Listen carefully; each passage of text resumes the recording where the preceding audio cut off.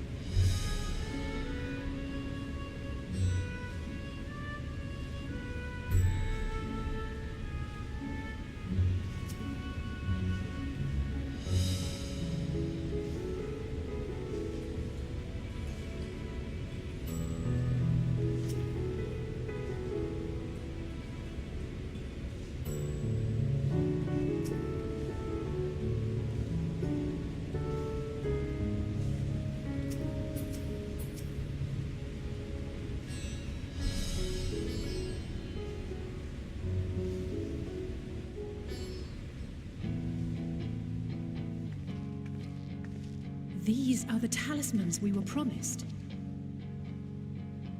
Yes, and I made a quick count. There are far more than we could have hoped for. Enough to outfit an entire company of soldiers, in fact. Considering the involved process, that they were able to manufacture so many in such a short span of time is nothing short of a miracle.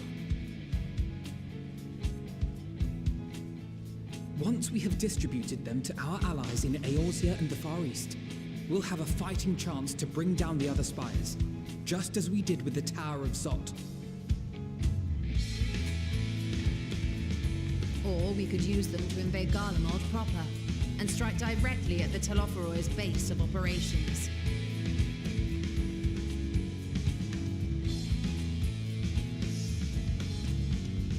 Of course, we would need to consult with various alliance leaders before such a drastic measure could even be contemplated. To which end, I could set out forthwith and present the idea to each of our allies in person. Pray allow me to undertake some few of those journeys. I find myself restless and in need of purposeful duties. I can head eastward. Bosnia and Dalmasca are just a short hop from here. And Doma's shinobi network should come in handy for passing on the word. We shall share the burden then. Meanwhile, I think it best that you and the others take the talismans back to the Baldessian Annex. We must keep them safe and secure until we've decided upon a course of action.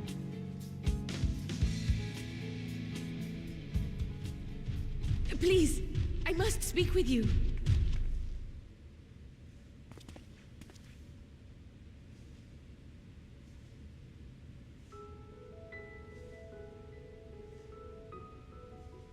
Nidana, you're awake. Yes. When I spoke with the carer at my bedside, she told me that one of the scions, a young woman, had cleansed me of the tower's corruption. It seems I'd been asleep ever since the treatment. But when I awoke and learned you were all still here, I knew I had to come.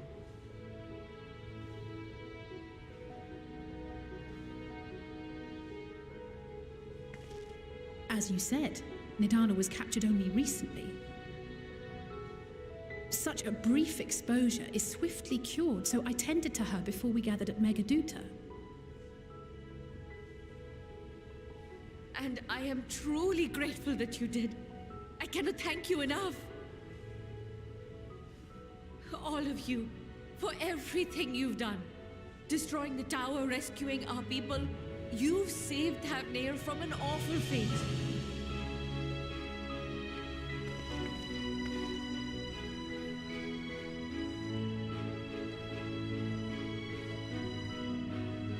Yet who hath truly saved whom? Due in no small part to thine inspirational courage, the alchemists were successful in reproducing warding scales of proven efficacy. Replications of thy work now stand ready to travel across the seas, unto the hands of those who might wield them against this rising evil. The talisman? Is this true?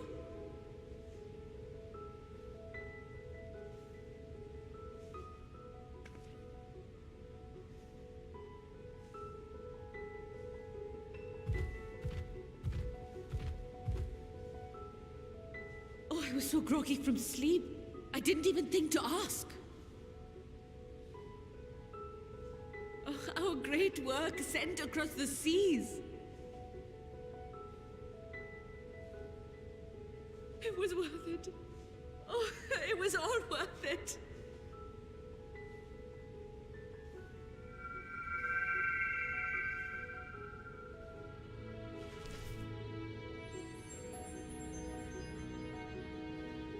Look at that. Its color is completely changed.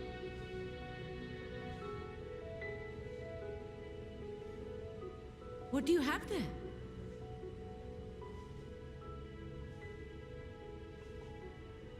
How unusual. I wonder if the effect is a reaction to Akasha. I'm afraid I'm not familiar with that term. Akasha? It is one of the unseen energies defined by Harnish alchemical theory. Though a gross oversimplification, some describe it as an essence influenced by feelings. You imply that it is distinct from ether? Foreign scholars often conflate the two, but we see them as separate concepts. Ether is an energy which permeates the land. It exists within animals, objects, even the air we breathe, affecting all through which it flows. Akasha, on the other hand, exists in a domain beyond our reach. A gift bestowed from on high, or torn from the heavens in some traditions. Akasha can neither be created nor destroyed. It is beyond our power to purposefully alter or manipulate. The only thing observed to influence it is an abundance of, I want to say, spiritual emotion. As a veteran of the battlefield, surely you've experienced moments of desperation or exaltation when you've transcended the usual limits of your capabilities. That is a manifestation of Akasha, the invisible essence harnessed by heart, mind, and unyielding spirit. I really must hear more about this theory. Our disciplines are based entirely upon the idea that ether is the fundamental form of all energy. I'm glad my haphazard explanation has piqued your interest. But even for us, Akasha is a somewhat abstract field of study.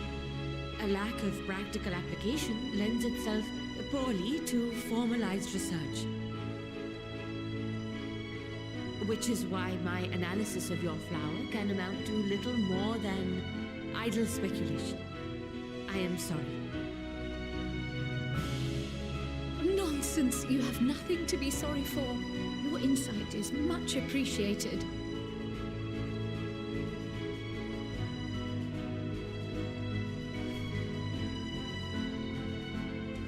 Shall we depart for Charlian then? I will see to it that the talismans arrive at the Annex.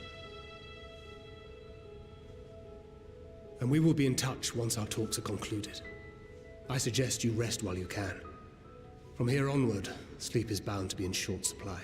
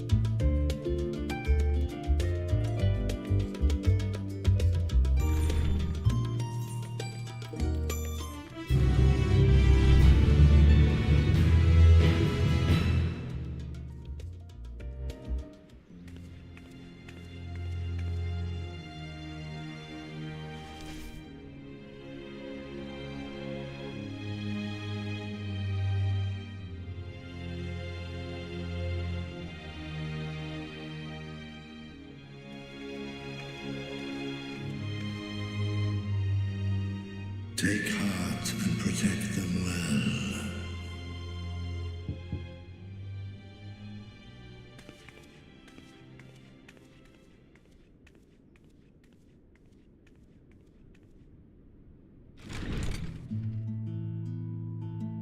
Good, you're here. You haven't eaten yet, have you? We've bought quite a spread if you're interested. Only the finest dining from the last stand.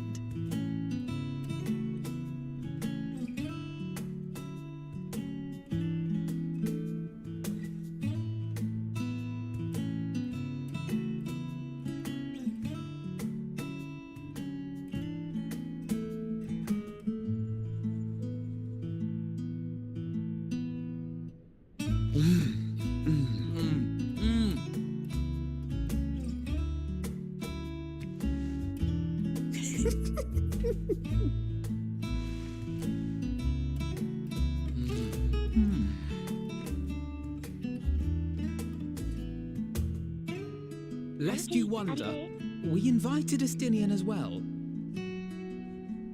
But he refused with a rather grim-faced, "No, thank you."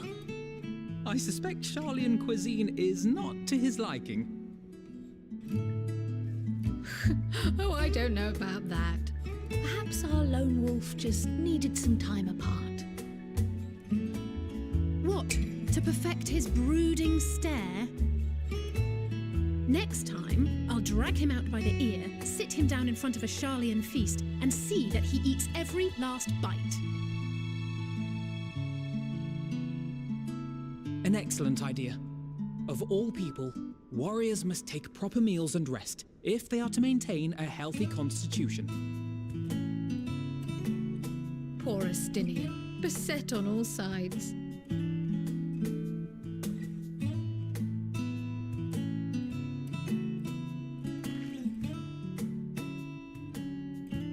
Speaking of one's physical condition, Mistress Cryle, I hear you've recently played literal host to Heidelin herself. And what an experience that was. Tiring, yes, but no lasting harm done. If anything, I should have liked to speak with her longer. I've not felt a hint of her presence since. Heidelin instructed you to carry that flower, yes?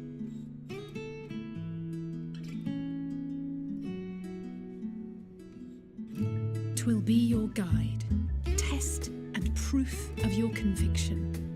And then something about seeking joy in darkness, was it? Come to think of it, isn't that what happened with Nidana back in Radzat-Han? The flower did seem to radiate a joyful glow, as if reflecting the elation we all felt, the relief of a people with renewed hope.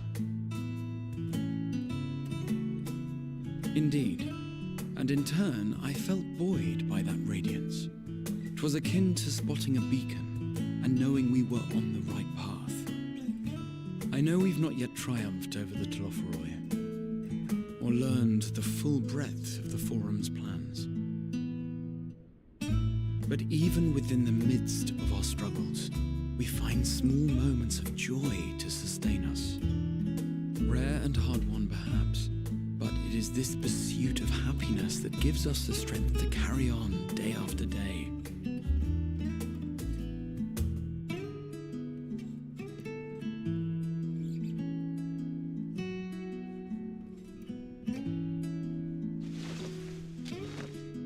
Hey, that's mine. To the swift the spoils. Though I recall that levitation spell of yours was quick enough. Only barely. And even at my best, I'm still too slow to wield it effectively in battle. Mayhap I simply require more practice with this new magic. You unearthed it from the depths of Numenon, I presume? Aye, and from a veritable mountain of arcane tomes at that. 'Twas necessary to facilitate my solitary explorations. To put it simply, you used it to sneak around the forbidden archives. Yes, well, after a fashion.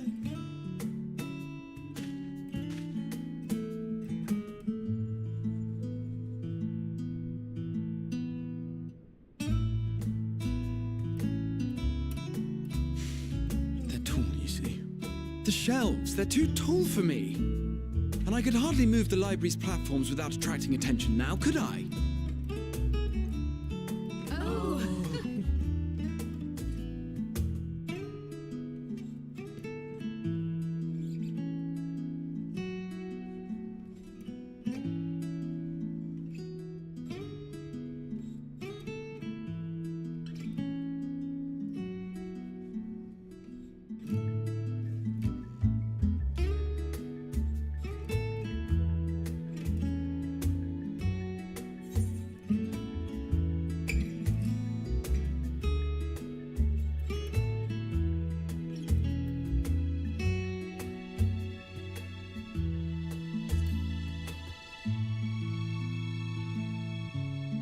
I'm not that ambitious. But 'tis pleasant to idle away the hours every once in a while.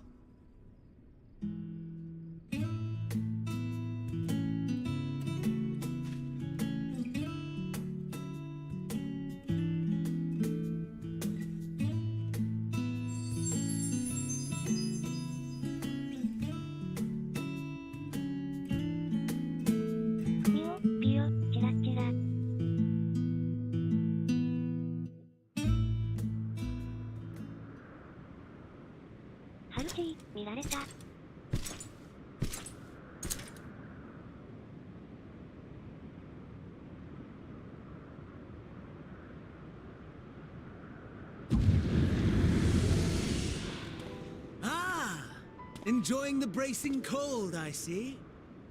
Do you not own a warm coat or a cloak? Something in fur? Or fashioned from the skins of your enemies? Or... well, never mind that. I come to you once more as the bearer of bad news. Our tower in Thavnir has been toppled, and I need not tell you by whom. Given how many we have at our disposal, the loss of a single spire is hardly fatal to our plans. It does, however, slow the rate at which we siphon ether. If they continue to preoccupy themselves with the towers, then all will be well. But should our foe prove bold enough to strike at us here, then the timing becomes questionable.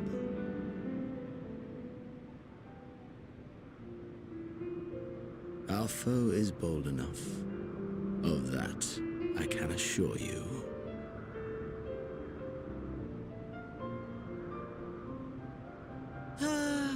Yes, very well then. I suppose I must prepare a proper welcome. Honestly, talk of your nemesis is the only thing you seem to enjoy. Does nothing else spark your interest?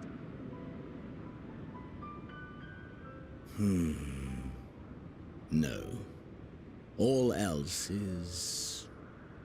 equal. Equally tedious. Equally disappointing. The world is a tepid bog into which we sink, too weak to thrash as the mud clings to our eyes and fills our throats till we blissfully choke.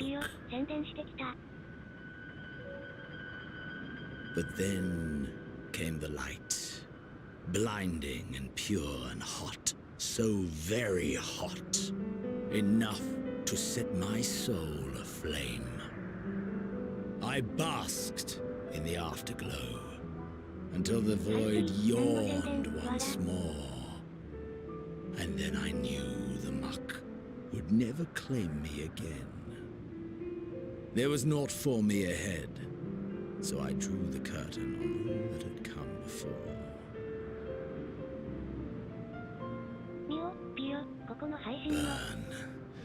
Burn. Let the whole star burn. I will have my contest. I will reclaim my moment.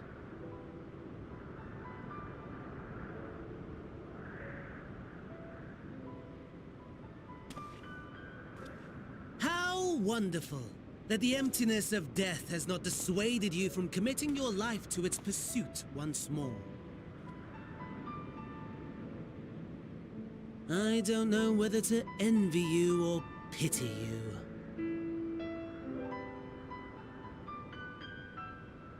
You question my disinterest, but what of yours? Despite your noisome antics, I sense you take little pleasure in this endeavor. Mercy, my lord. Such pointed barbs from one who barely acknowledges my existence. Nevertheless, you are mistaken. For I do find this part somewhat enjoyable.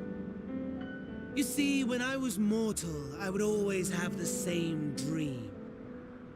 It was a fragmented thing, disjointed, all the faces incomplete. The setting, too, was unknown to me, so I thought it simply a fantasy of my sleeping mind. Until one day, I realized it was showing me the truth, much as your dream of the final days enlightened you.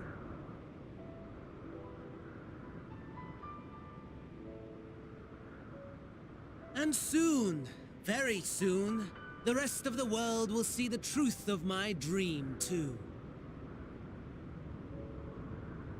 Yes, I think that is something we can both enjoy.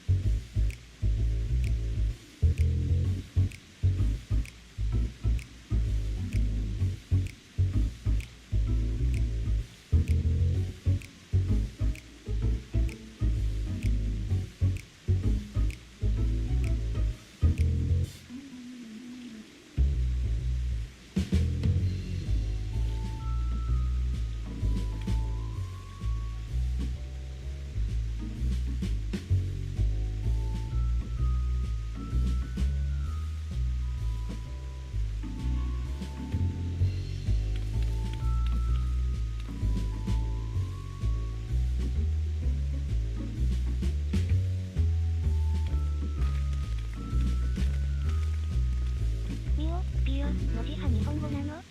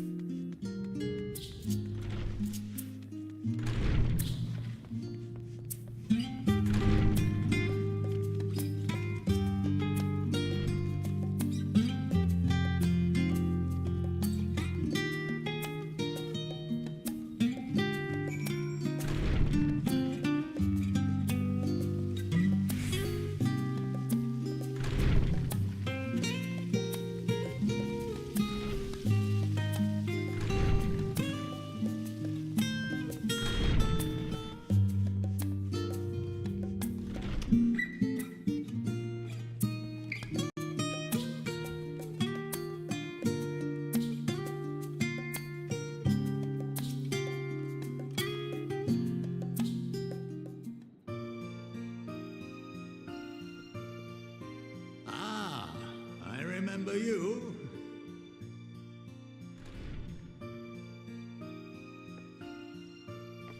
I pray we have not caught you at an inopportune moment. We wanted to offer our thanks for your kind words in the forum.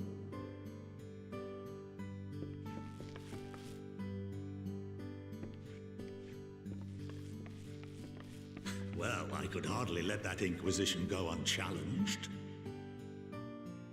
I've always believed that curiosity should be nurtured, not stifled. Thankfully, a majority of my colleagues agreed. A slender majority, aye, but a majority nonetheless. Had the vote not gone our way, we would be having a very different conversation, if any at all. Though I'd like to think you would have not given up on our cause. I'm told you paid a visit to the annex afterwards. Yes, that's right. I was hoping to speak with the grandchildren of my dearly departed friends Galuf and Louisoix in a less dour setting. But it seems I just missed you.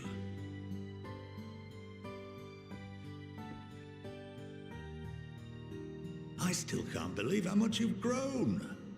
If only your grandsires could have seen the way you presented yourselves to the Forum. Why, it fair brought a tear to my own eye.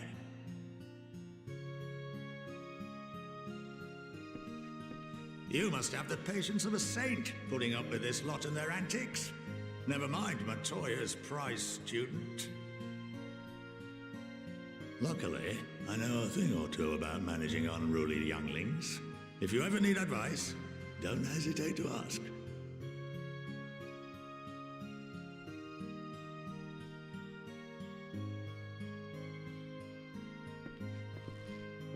If I may, there is a rather more pressing matter we wish to discuss. What can you tell us of this duty that the Forum must fulfill? Nothing, I'm afraid. Like all humble servants of the Forum, I am sworn to secrecy. Or rather, I couldn't tell you if I tried. Our duty is of the gravest importance. Furthermore, if the particulars were made public, it would incite widespread panic. As such, those entrusted with this duty have been bound by an enchantment, which prevents us from speaking of such matters without the express permission of the Forum. How is that even possible? It's been some time since I last gave a lecture. Please, take a seat.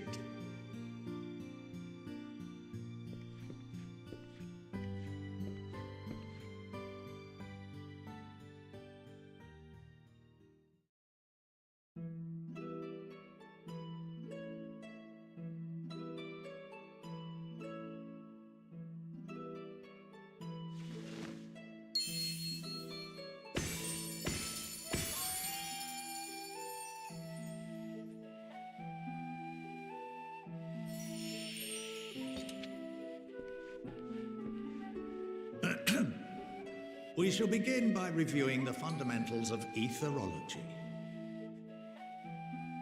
The ether, which imbues us with life, can be categorized into three forms. Two are of the incorporeal sort, the soul and the memory. Can anyone tell me the third?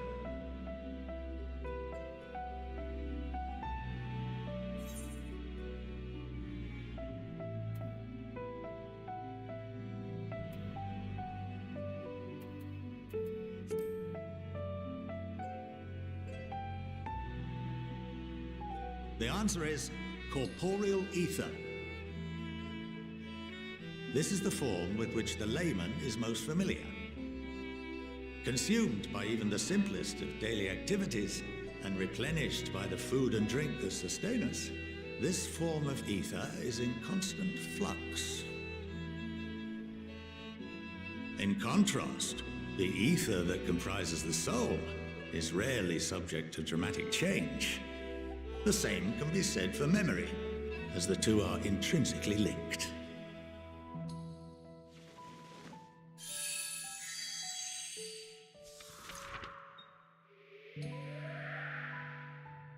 Picture the soul as paper, and memories as words written upon it. Now, what would happen if that paper was doused with ink? The same type of ether as comprises the memories.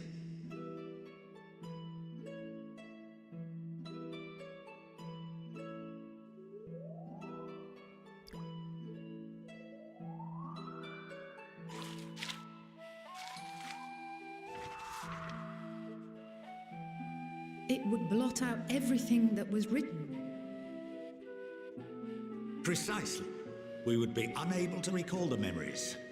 and any activities that depend upon them would be hindered as well. In fact, this exact phenomenon was observed on a vast scale not so long ago. And what might that have been?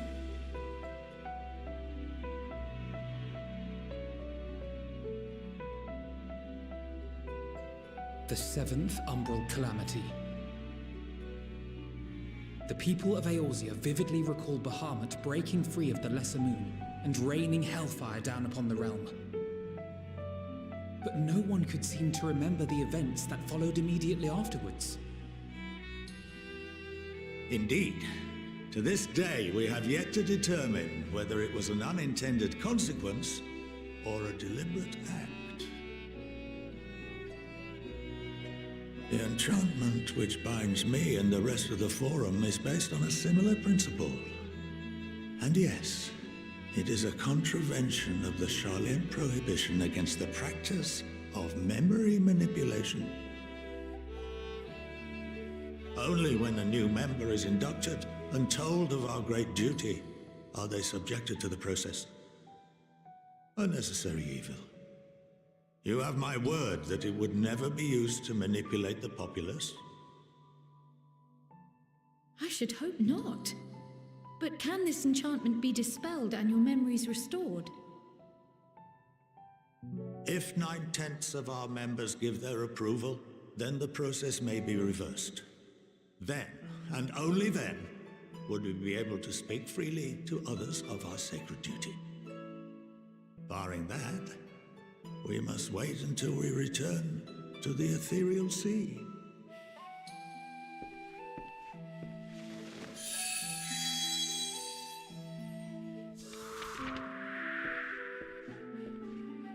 For there we will be purified, the blots upon our souls washed clean.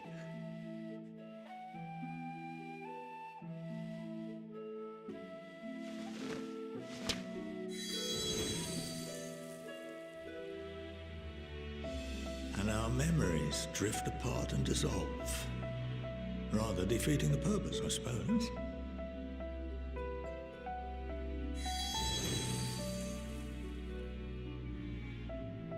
But there are those memories that are indelibly etched upon our souls, some believe.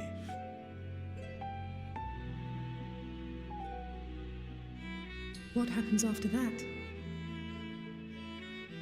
We are reduced to pure ether, coalesce with that of others, and create souls anew. Alternative schools of thought assert souls remain whole and return to the corporeal world, reborn into another form. Both theories have their proponents. Personally, I consider each equally probable.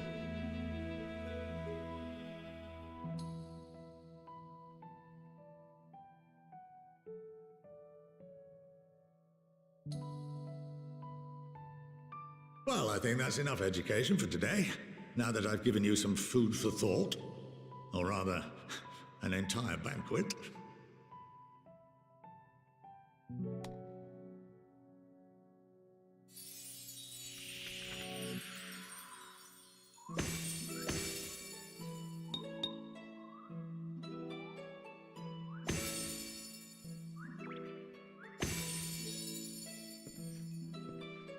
I would remind you that although I'm unable to assist you with certain matters, the resources at my disposal may still be of use to you. I'll arrange for you all to be given the run of Phenomenon.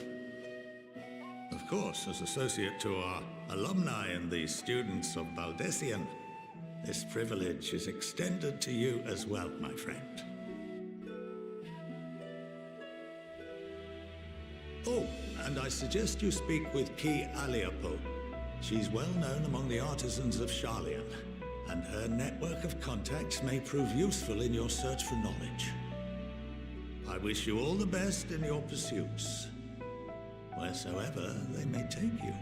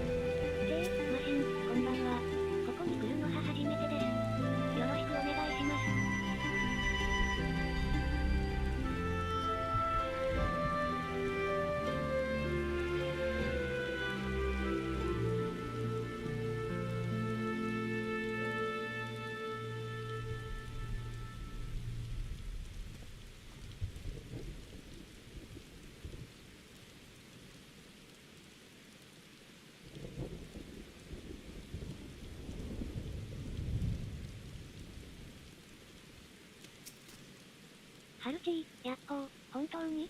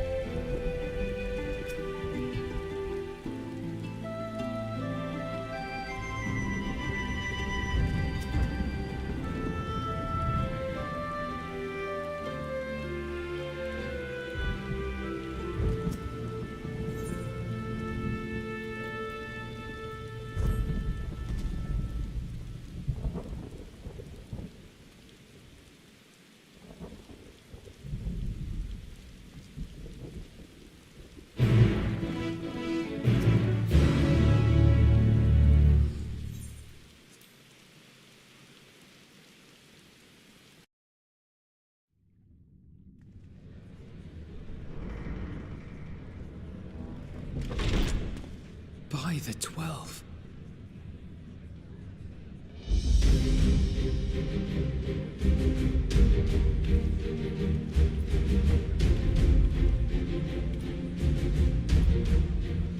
Glad you could join us. I hope you don't mind, but we went ahead and started without you. As you can imagine, our traveling companions were eager to become acquainted. 'Tis a rare thing indeed to see such a diverse and talented group of individuals assembled for a single purpose. We fight not only for the sake of Eorzea, but for the entire world, including the people of Garlemald. Much rides on the efforts of the Ilzabard contingent. Indeed, which is why I am glad to find myself in the company of many trusted comrades, yourselves included. Lucia! I have come at the behest of Lord Emmerich, who has honored me with the role of Ishgard's representative. And for the good of all nations, not least my former homeland, I am determined to see this mission through to its end. We have a hard road ahead of us, but walk it we shall, together.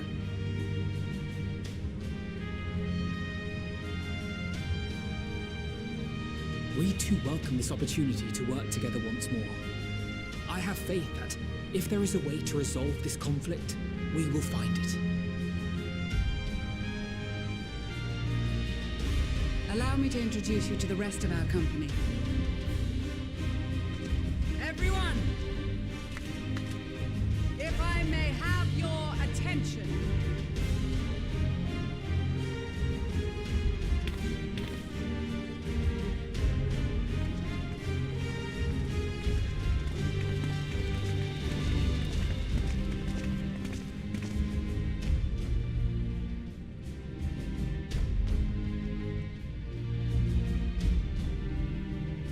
Might I ask you to speak first?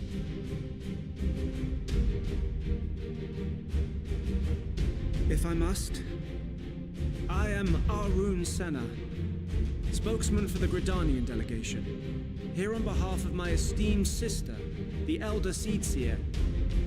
We shall provide support and protection to those in need during our time in Garlemald. To that end, I am joined by healers selected by the Conjurers Guild, with the Order of the Twin Adder's Finest serving as our escort.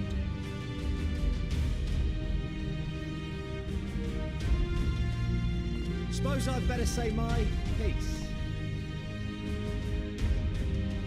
Wait, I know you. The name's Sicard, in case you've forgotten. Truth be told, I'd rather you had forgotten. Any road, the Admiral asked Captain Hilfear to send his best, and for whatever reason, he picked me. Of course, if I'd refused, I'd be the laughingstock of the bloody executioners, and my reputation's taken enough of a keyhauling as it is. But more importantly, like any pirate worth his salt, I know when you're staring down a storm, you gotta trust in the commander of your ship. So if the Admiral wants us to go to Garlemald, not for plunder and glory, but a promise of peace in our time, then that's what we'll do.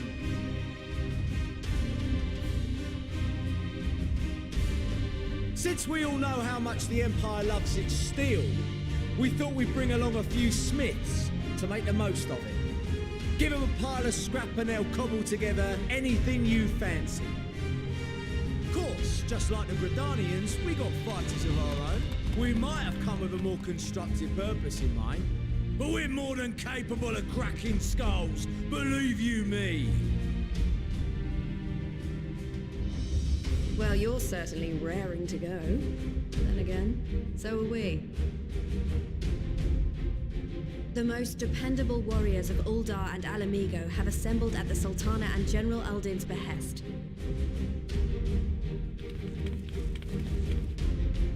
If Garlemald has truly fallen, then the whole place is likely to be crawling with Telefora.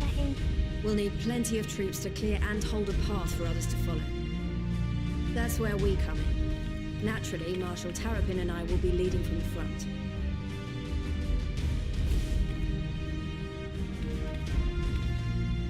It's been some time since I last saw you in your element on the battlefield.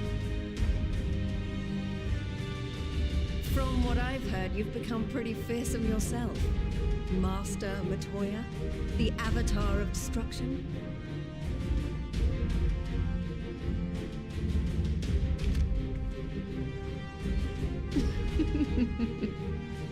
With comrades like these, I know we'll succeed, no matter what awaits us.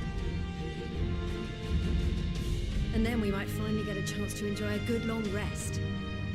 But until then, let's give it our all.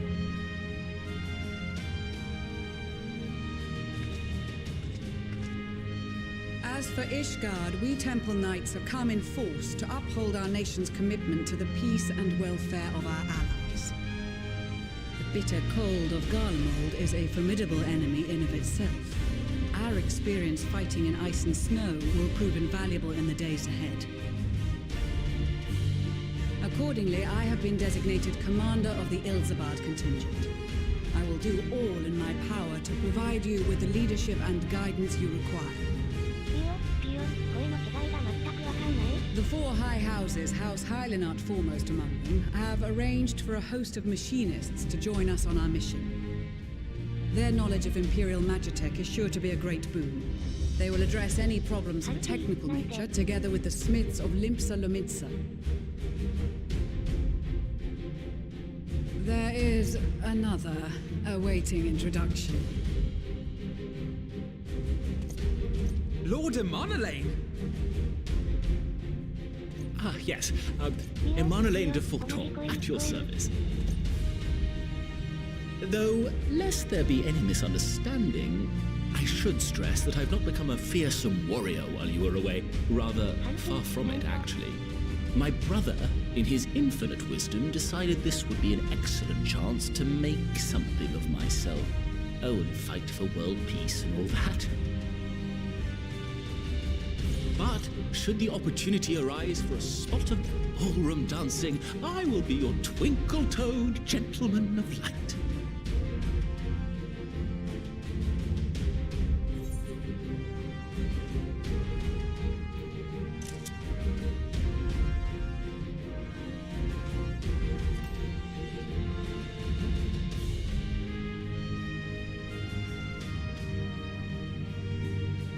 Huzzah! I cannot wait to regale Honoroa with my tales of daring-do. I believe that concludes introductions for the Grand Company of Eorzea. Our allies from the Eastern Alliance were due to arrive some time ago, but it would appear they have been delayed. Would that be the shinobi of Dome?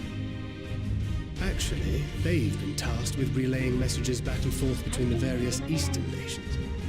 According to Lord Hien, however, an equally capable company of warriors has been sent in their stead. Out of my way, you preening fool!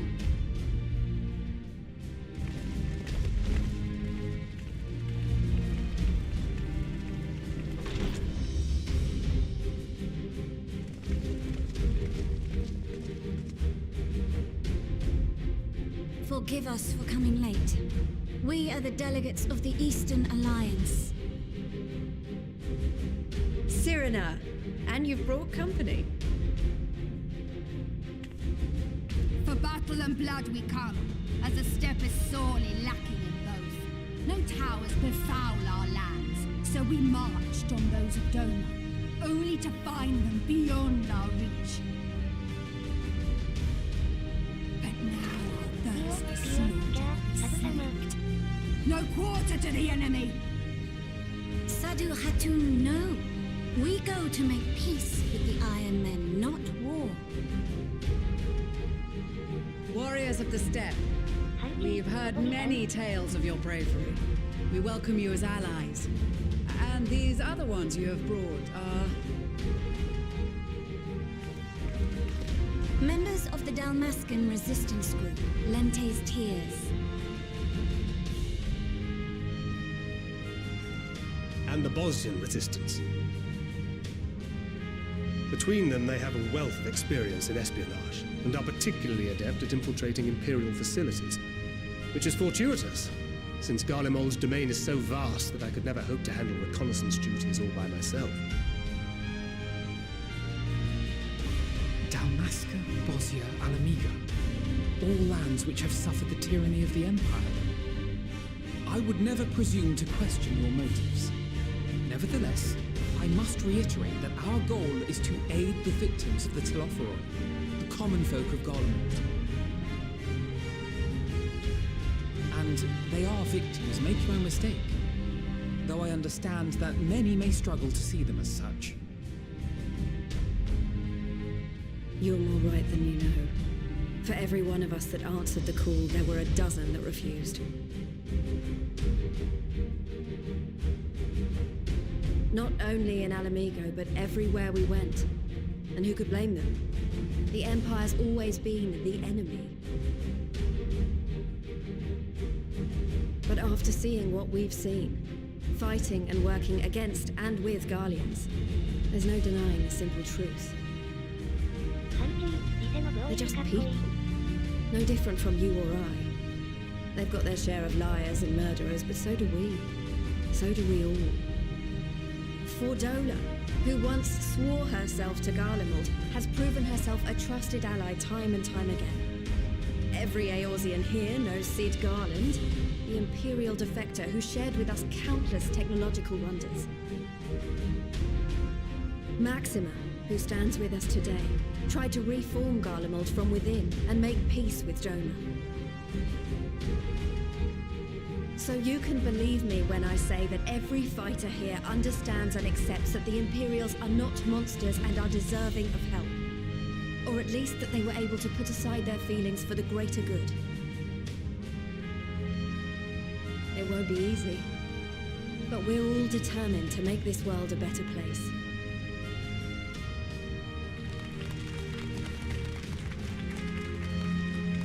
What lingering concerns I may have had were clearly unwarranted. I agree with everything you said wholeheartedly.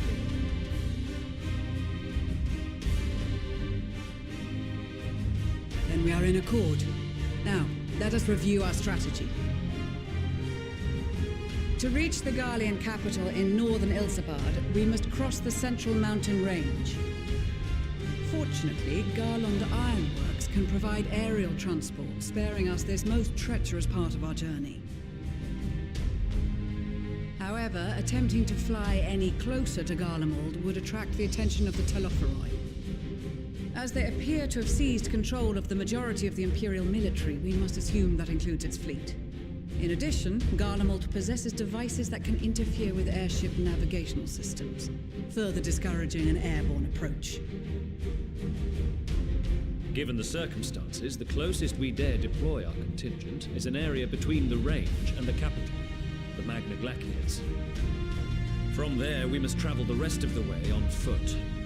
We will also need to bring the airships with us to ensure we can withdraw with haste. Although much of the terrain will be blanketed in snow, we should be able to make use of local roads and shipping facilities. The vast ice field will afford us an unobstructed view of the surrounding area. On the other hand, it will also allow others to easily spot us, so it is imperative that we only make camp in positions where we can easily defend ourselves. And the airships, which must be kept safe at all costs. We cannot account for every possibility, so we must be prepared to think on our feet. We will be tested. Sorely tested, I expect. But for our homes and for our people, and a people not our own but in need, we will succeed. Spare no effort in your preparations. Once we depart, there is no turning back.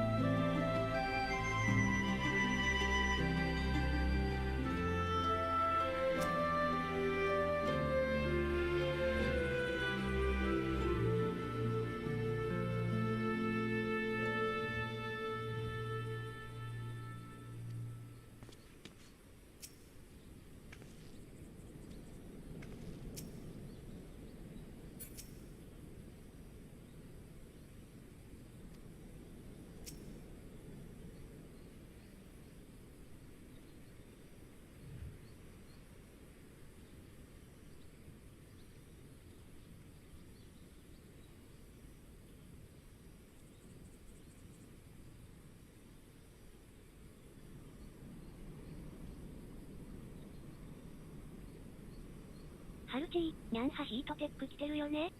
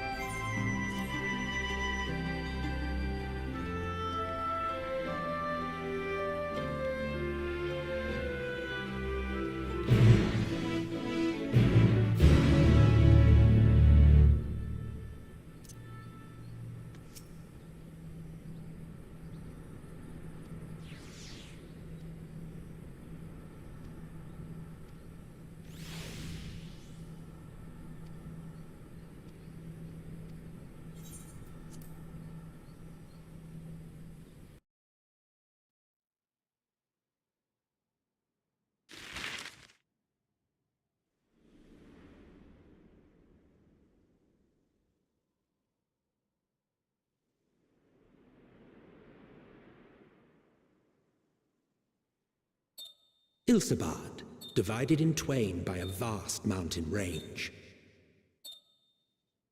Those who would traverse its jagged peaks face peril at every step. But why go by foot when one can simply fly?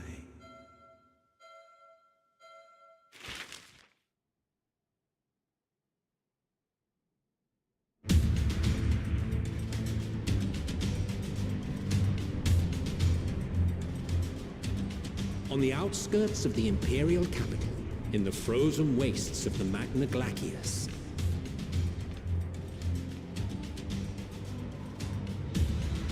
the winds howl in icy protest, as if to warn against further trespass.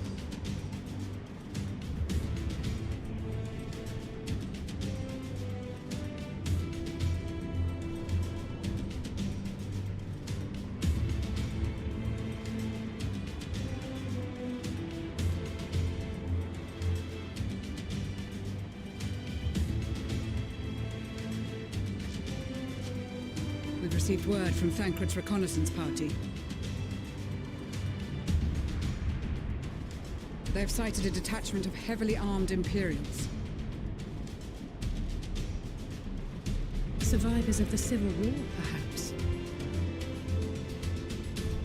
Perhaps, but there is more to it than that. Maxima reports that they're led by Virgilia, legatus of the 3rd Legion, which comprises the bulk of their number.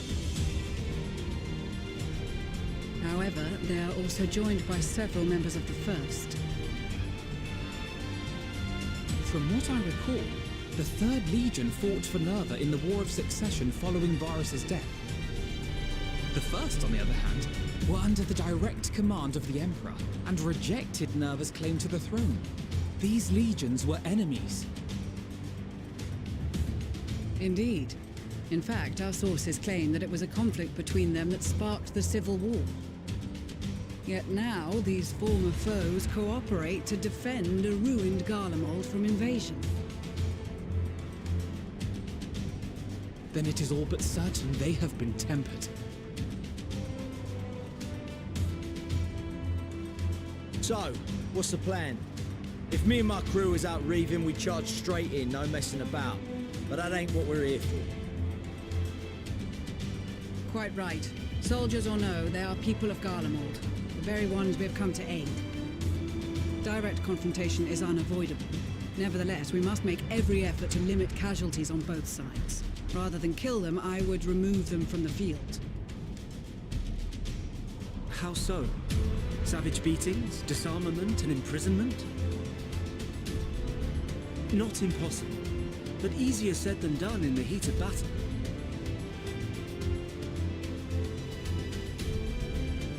Having observed the opposition, I imagine Thancred had something to suggest? He did. He and the other scouts have already infiltrated a supply depot some distance beyond the Imperial detachment's current position. Stored within is a stockpile of Magitech armaments, and once we give the signal, Thancred's team will destroy them all. In so doing, we will deprive frontline troops of materiel, and likely force the detachment to send men to investigate. Divide and conquer. Not a bad idea.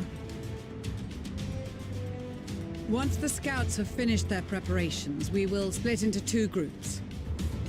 The first will form the vanguard, while the other brings up the rear with our supplies.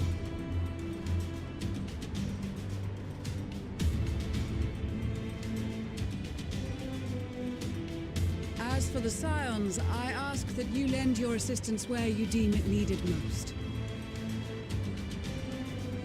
I would prefer, however, that you accompany the rearguard and be prepared to join the van at a moment's notice. Kept in reserve as our trump card, so to speak.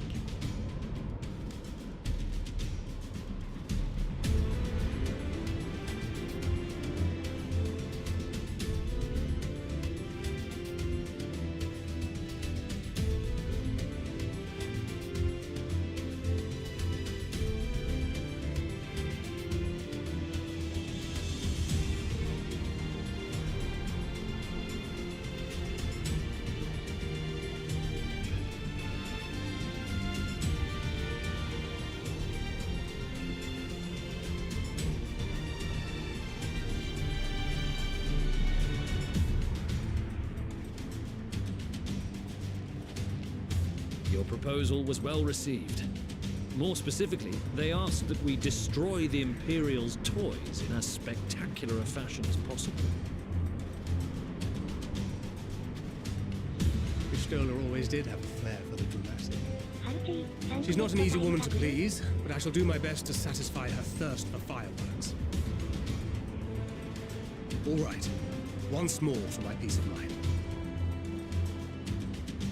Our first objective will be to rig the enemy's Magitech with explosives.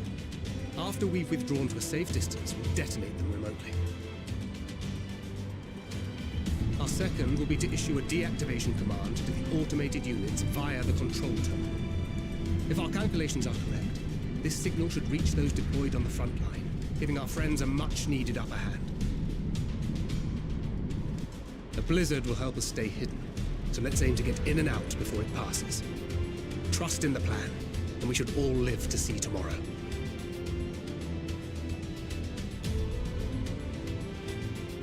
In the meantime, I will relay messages back and forth as the situation unfolds. You'll forgive me if I ask again, but are you certain you wish to play the lone wolf?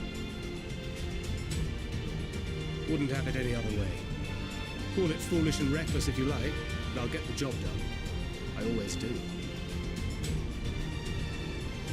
Very well. I wish you the best of luck.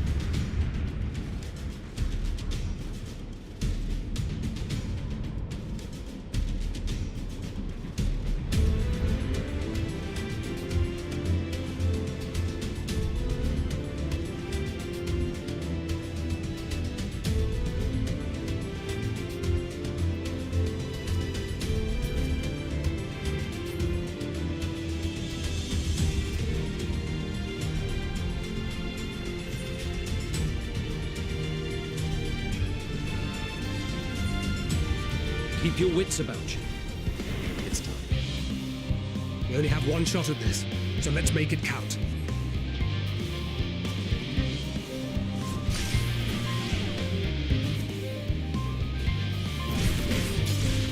Damn, spotted.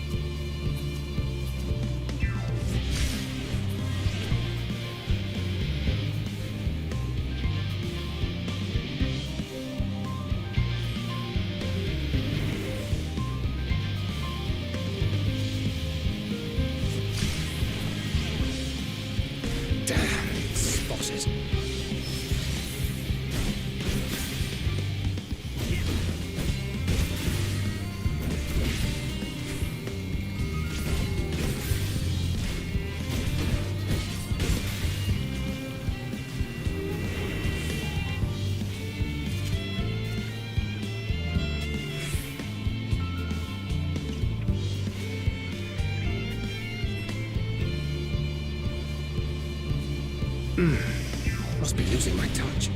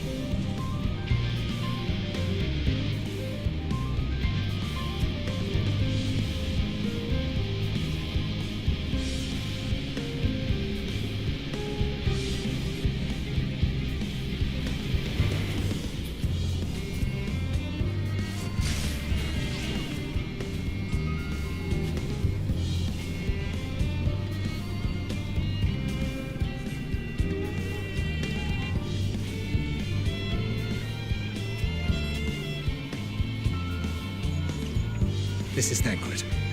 The explosives are in place. Very good. All is proceeding as planned. Head to the control terminal. It should be to the northwest. Understood. Have the others wait at the rendezvous point.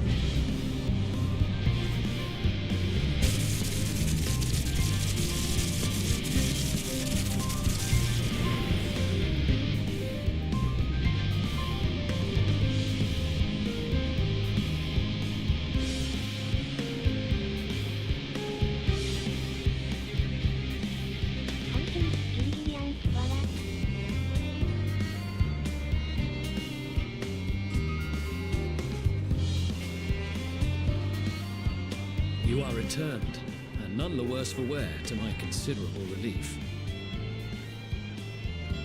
What news from our comrades? They stand at the ready. Excellent. Then let the fireworks begin.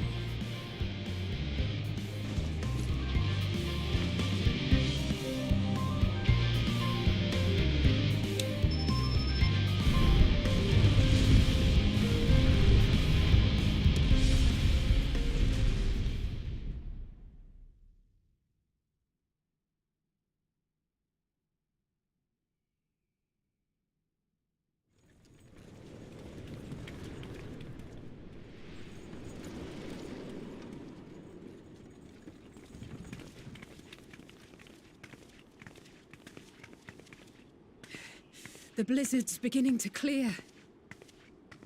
The Vanguard should be engaging the Imperials any moment now, if they haven't already. Ishtola and the others are with them, so I'm sure they'll be all right, but...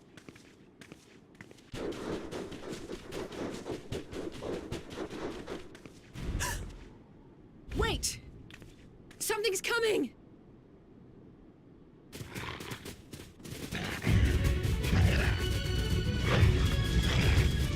Oi, oi! Looks like we ain't the only ones who sent out scouts. Keep them away from the carriages!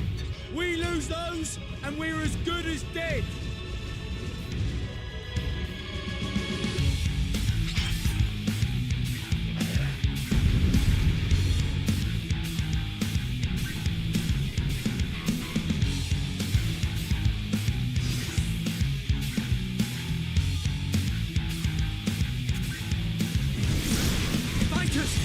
Protect the others!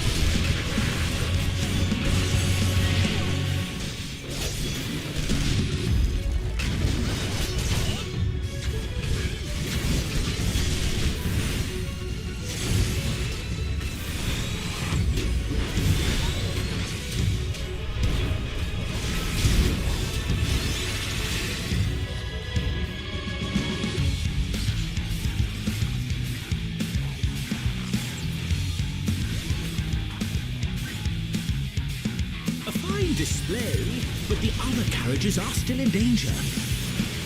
Go on ahead. We'll hold the line.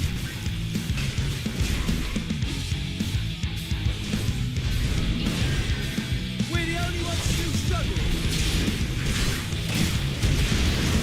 Time we put our backs into it then.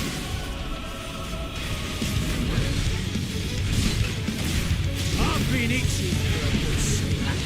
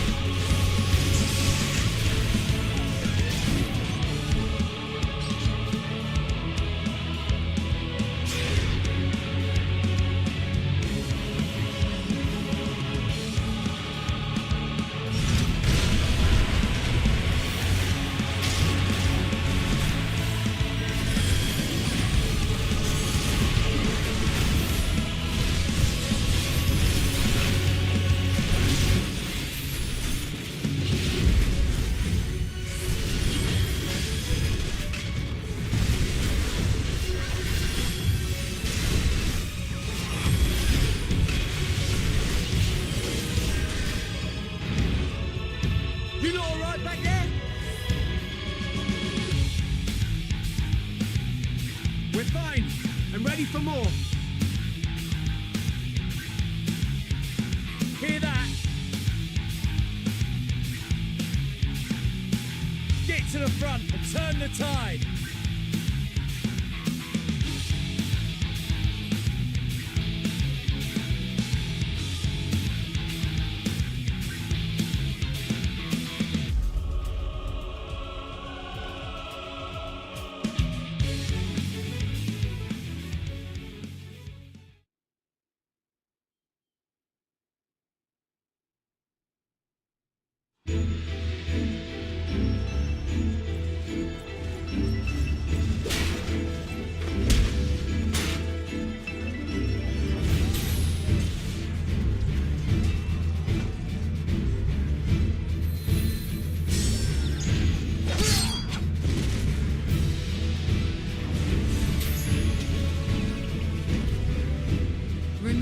the field was not a euphemism for enthusiastically murder.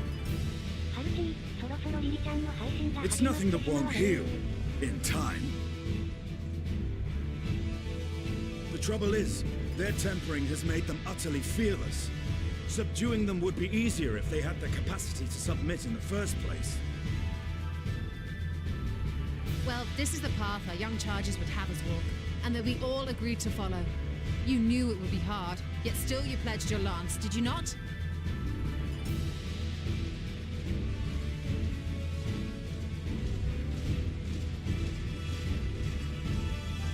That I did.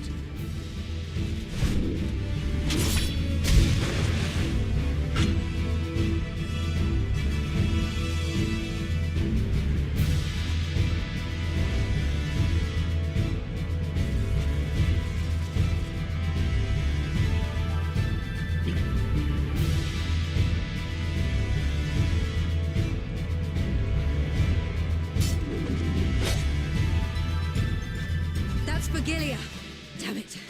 I need to help the others take her down.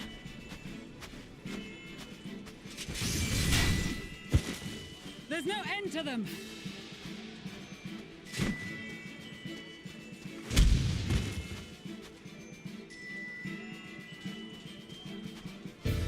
I was wondering when you'd turn up.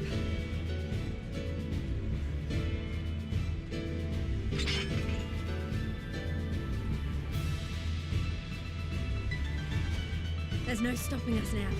Come on, let's show them what we're made of.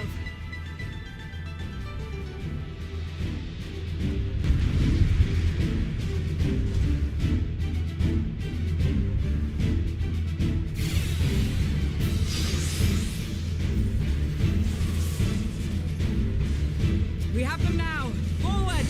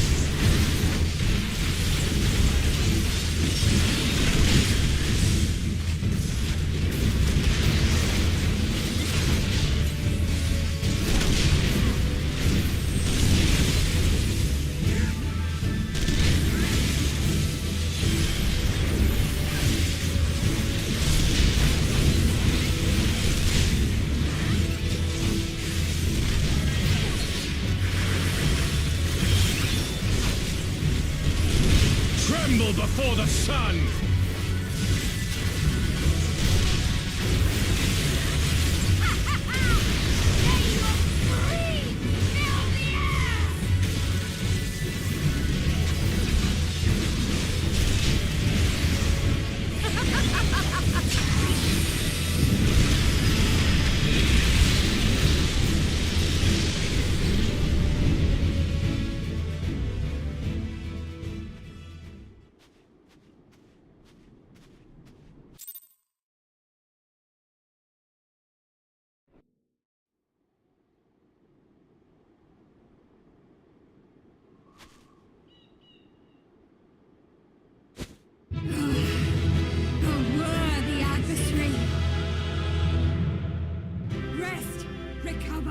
Reclaim yourself.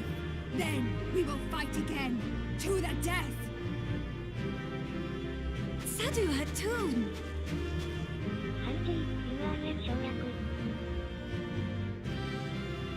That was the last of them.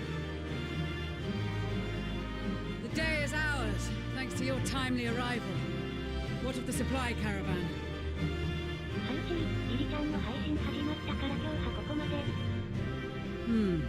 Outmaneuvered, but not outmatched. Good. Let us take the Imperials into custody and rejoin our comrades. And soon we shall arrive at the capital.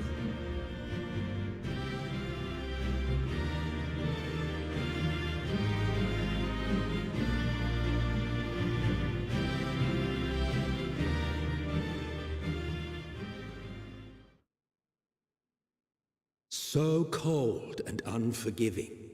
Thus spoke Emperor Solus as he gazed upon his barren domain.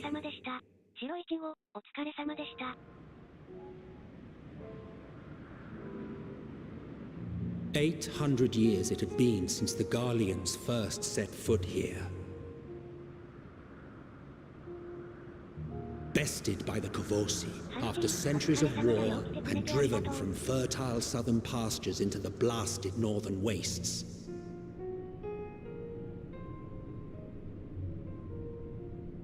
In that garden of desolation, they clung to one another for warmth, freezing, hungry, desperate, hated.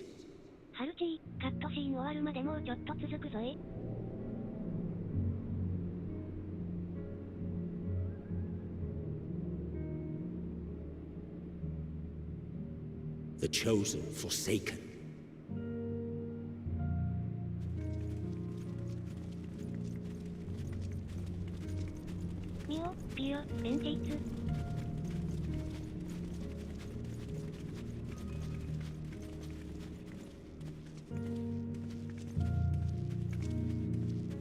In the year 1513 of the 6th Astral Era, a young Legatus named Solus single-handedly sparked the Magitech Revolution.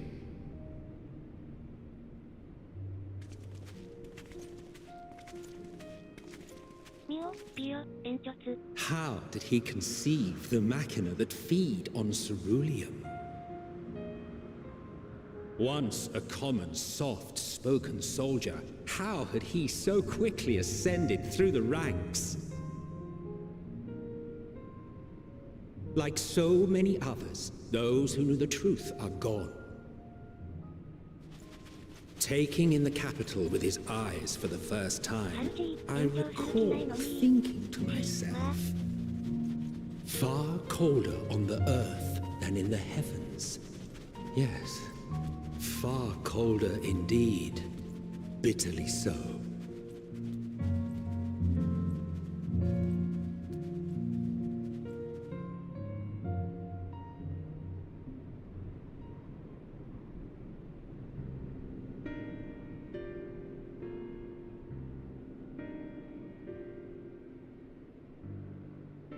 Not so much as a whisper. The roads leading beyond the city walls would have been used less in recent years. Nevertheless, this was one of the most important gateways into the capital. A buzz day and night with activity, aye. Merchants passing through the checkpoint, many of them stopping at the local hostelries. Surely they cannot all have been tempered. We can consider the question after we have made camp. If we spend any longer outside, we may well freeze to death where we stand. The tempered Imperials, too.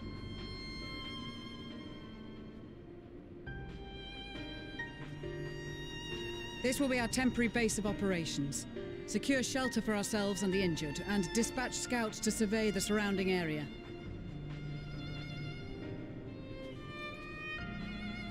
If we're planning on staying here a while, we ought to give this place a proper name. Well, the constant sound of ice cracking underfoot makes me think of broken glass. An apt name, perhaps. But enough of this. To work, everyone!